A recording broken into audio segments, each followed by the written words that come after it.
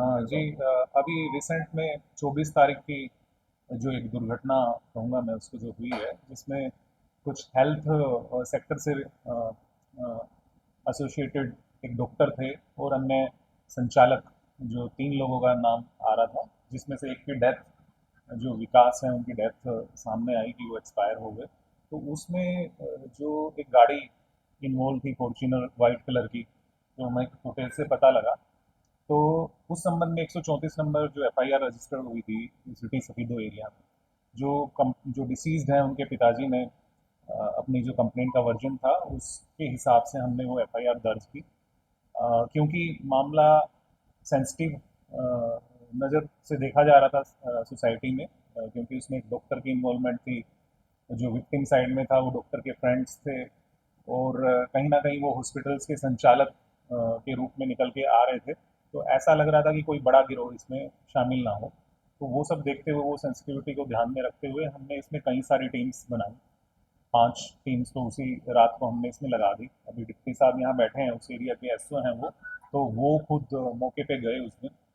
और इस आरोपी, मेन जो इसमें मुख्य आरोपी जो बाद में निकला है, हालांकि एफआईआर में जो परिवारगण ने जो नाम दिए हैं उनकी इन्वेस्टिगेशन उस संबंध में मतलब जारी है कि उनका कितना रोल है, लेकिन जो मेन आरोपी जिसने ये धारदार हथियार से वार किया इन तीनों लोगों पे, तो उसको ढूंढा। क्योंकि उसका कोई चेहरा हमें नहीं मिल पा रहा था, कोई गाड़ी का नंबर भी नहीं मिल पा रहा था।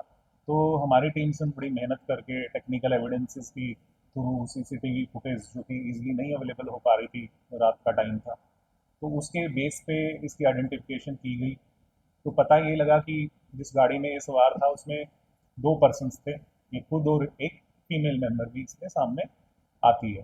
तो फिर हम इसमें पूरा इसकी ट्रेसिंग जो है की गई। इसके हम जो भी एसोसिएट फैमिली मेंबर्स की बात करें, तो उन पे हमने कोई उनको टच नहीं किया ताकि ये डिस्टरबेंस ना हो। हमने एक प्लानिंग के जरिए इसको ट्रैप करने की कोशिश की। और जब इसको ट्रैप हम कर रहे थे तो उस टाइम हमारी टीम के ऊपर जो फायरिंग हुई, तो जवाबी कार्रवाई में इसको भी इंजरी आई पैर में।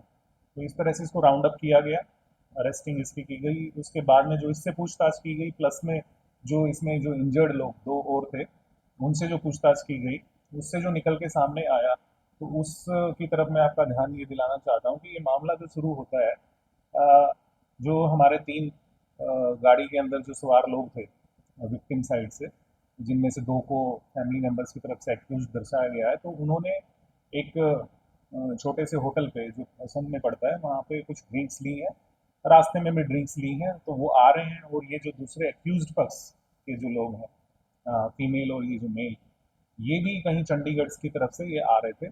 रास्ते में इनकी रोड रेज होती है कि पहले तो एक गाड़ी आगे चल रही है, उसने दूसरी को क्रॉस कर लिया, वो धीरे धीरे चला रहे थे, साइड नहीं दे रहे थे एक दूसरे को। तो इस तरह से ये सिलसिला चलता रहा। ये असम टोल से ही लगभग शुरू हो जाता है, और यहाँ हमारी जो है सिटी एरिया में आके स्पीडो में वहाँ तक ये चलता रहता है। तो लास्ट में आगे होता ये है कि जो फॉर्चूनर गाड़ी है उसको ओवरटेक कर लेती है क्रेटा, जिसमें जो डिसीज था वो सवार था। और जब वो ओवरटेक करती है तो पीछे से ये गाड़ी भी उससे टच हो जाती है। तो उसके बाद वो तीनों लोग उतर के आते हैं गाड़ी से, वन बाय वन करके, और इस तरह से वो रोड रेज जो है तब्दील हो जाता है एक हीनस क्राइम के इंसिडेंट के रूप में। तो इसमें अब तक की जो कार्रवाई है उसमें हमने एक ही आदमी को अरेस्ट किया है, और उसकी फर्दर जो है उससे जो रिकवरीज हैं वो की जानी बताया है। तो सर ये बैकग्राउंड कैसे पकड़ा गया हाँ, है? जो ये आरोपी पकड़ा गया है, इसकी बैकग्राउंड क्रिमिनल हिस्ट्री इसकी रही है। ये अभी 2023 से बेल आउट था एक मर्डर के मुकदमे में, लेकिन वो जो रजिस्टर्ड है मर्डर मुकदमा, वो करनाल एरिया में है। इसके अलावा इसके ऊपर अटेम्प्ट टू मर्डर का केस भी है, और जो है जो प्रिजनर्स गुड कंडक्ट एक्ट के अंदर कवर होते हैं केसेस, वो भी इसके ऊपर रजिस्टर्ड है। तो ऐसे करके 9 से 10 केसेस इसके ऊपर रजिस्टर्ड।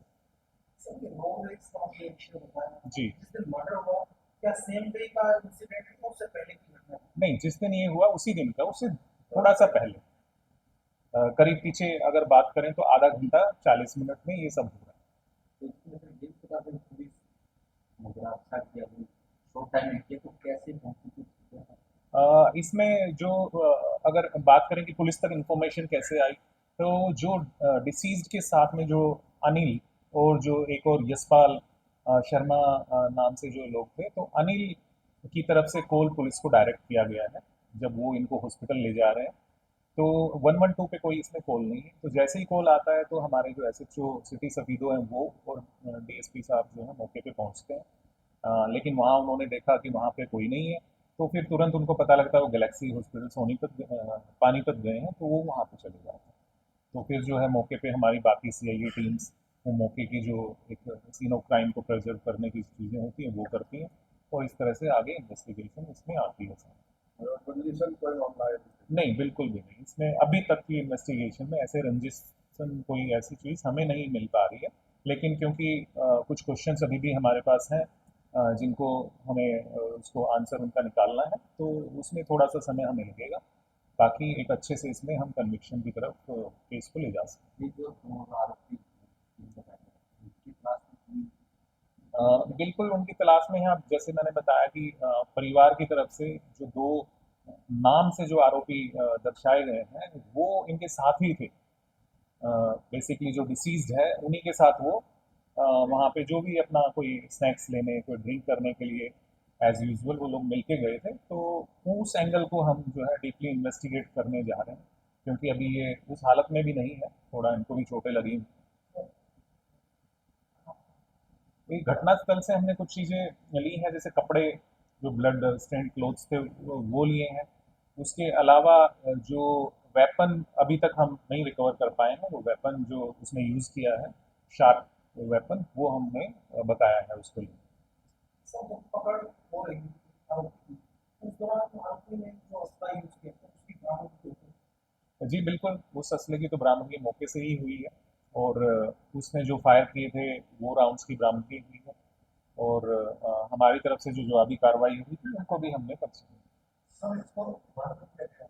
जी, अभी रिमांड पे तो तब लेंगे जब ये हॉस्पिटल से जो है ठीक हालत में होंगे, और कोर्ट में, हाँ जी, अदालत में पेश करना बाकी। वो बीती जाता है। नहीं, अभी तो आई थिंक आज तो इधर ही हमारे जींद सिविल हॉस्पिटल में, बेसिकली नरवाना से रेफर हुए थे जींद सिविल हॉस्पिटल, तो पुलिस ऑफिसर जिस तरीके से कम समय में केसों को सोल्व करने में, क्या उनको पूरी सारी कोशिश देते होगा?